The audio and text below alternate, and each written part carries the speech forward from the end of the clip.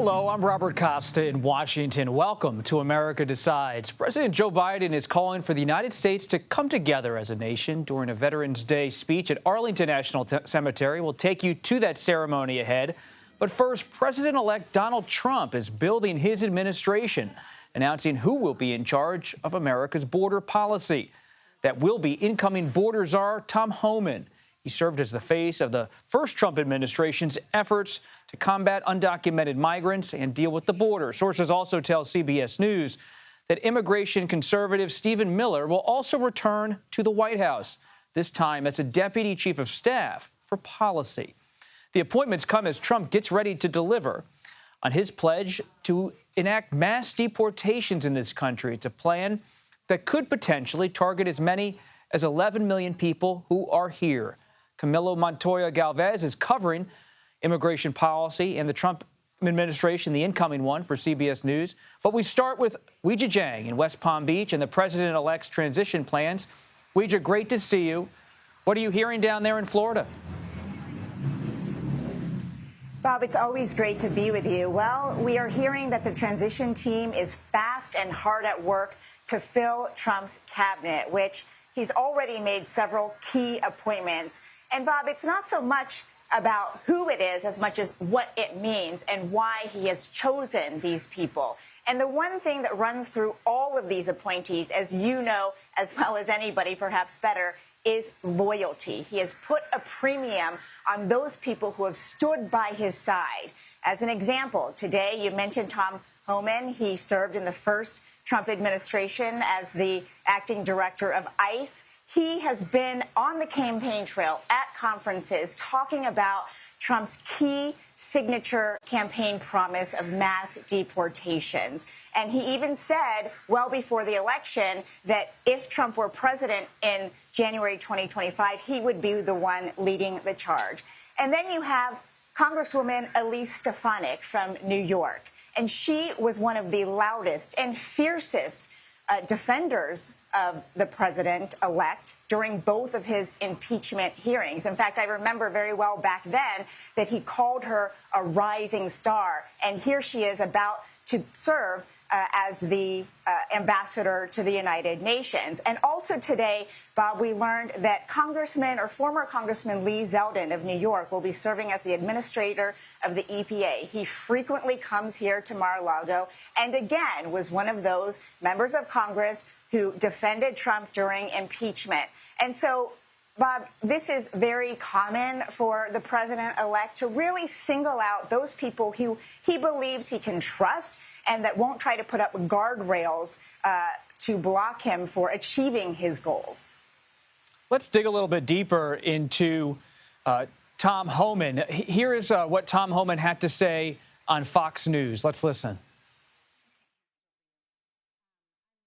I'm honored the president asked me to come back and help solve this national security crisis. So I'm looking forward to it. Every morning I get up. Every morning I'm pissed off about what this administration did to the most secure border in my lifetime. So I'm going to go back and do what I can to fix it. Camilo, talk to us about Tom Homan. Sure. So Tom Homan is a veteran immigration official who has actually worked in the federal government for many years, decades, and has served under Republican and Democratic administration.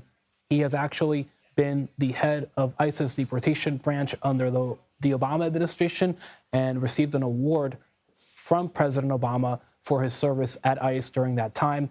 During that time at ICE during the Obama administration, the agency actually carried out record numbers of deportations. When President Trump was elected the first time around, he selected Homan to be the acting director of ICE. And during that time, he generated a lot of controversy, Bob, because he said that undocumented immigrants should be very afraid of living in the country illegally under a Trump administration. He also famously became one of the masterminds of the zero tolerance policy, that infamous program that led to the separation of thousands of migrant children from their families at the U.S.-Mexico border. The parents were obviously prosecuted for illegal entry. The children were sent to shelters for unaccompanied children, but there was no plan, Bob, to reunite them in the first place. That policy ended after former President Trump and President-elect Trump signed an executive order, and after a judge found that the separations were unconstitutional, Homan actually signed the memo authorizing those separations and recommended that to then-Secretary Nielsen at the time. And since leaving government in June of 2018, Homan has been a staunch defender of the president-elect's immigration agenda and is now going to be charged with carrying out what is arguably the president-elect's signature immigration promise, which is to carry out the largest deportation operation in American history. Let's listen to what Stephen Miller was like on the campaign trail. I believe we have a clip. Let's listen. Who's going to stand up and say the cartels are gone, the criminal migrants are gone, the gangs are gone, America is for Americans and Americans only? Weijia, you heard what Camilo had to say about Tom Homan. You've covered the Trump administration before, back at that prior White House. What do you know about Stephen Miller and his influence to this day?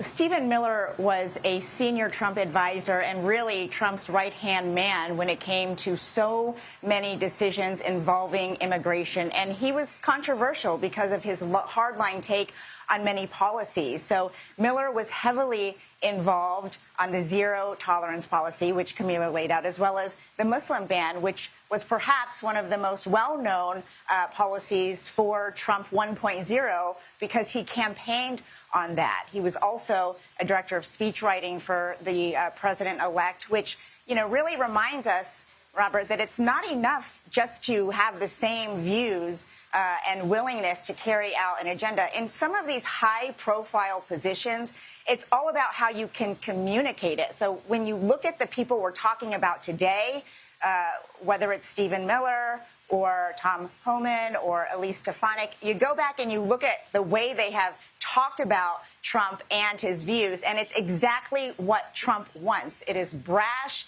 it is unapologetic, and it gets to the heart of what Trump likes the most, which is being able to carry out, you know, his plan with his voice. There is a language in the Trump world that all of these people have mastered, including Stephen Miller, and that is why they have been so successful in retaining their position with Trump. It's notable that some of the earliest announcements beyond Chief of Staff with Susie Wiles made by President-elect Trump have dealt with immigration, Tom Homan and Stephen Miller.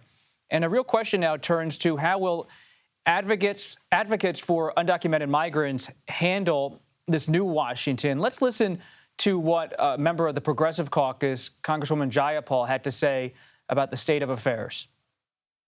I think the election results made clear this is going to be a very challenging time. Stephen Miller and Tom Homan were the architects of a lot of the first Trump administration horrific immigration policies. And so family separation, mass detentions, those kinds of things is what was promised and by the Trump administration, and I think what we're going to have to fight.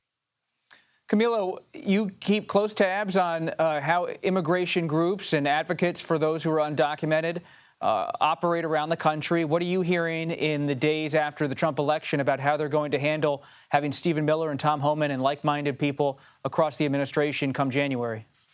Well, Bob, immigrant rights groups like the American Civil Liberties Union are preparing as we speak to file lawsuits and other legal challenges to many of the second Trump administration's immigration policies, both at the U.S.-Mexico border, but also when it comes to legal immigration. These groups are expecting the Trump administration to move really quickly to try to implement its vision at the U.S.-Mexico border, but also to reshape immigration enforcement in the interior of the country. And just like they did during President-elect Trump's first term, they also expect to challenge most of his immigration agenda. They also will try to make their case in the court of public opinion that these policies will be cruel, inhumane, and draconian. But as you know, Bob, we have seen poll after poll show that a growing number of Americans do support restrictive immigration policies, including Latinos, and they support policies like mass deportation. At least a majority of voters do at this point, according to polling. So they will have, obviously, an uphill battle in trying to convince the public that they should be viewing immigration at this point in a different light. And obviously, that is made even harder by the situation at the U.S.-Mexico border, because we have seen record levels of illegal crossings there under the Biden administration. Weijia Jiang and Camilo Montoya-Galvez, thank you very much for your reporting and insights.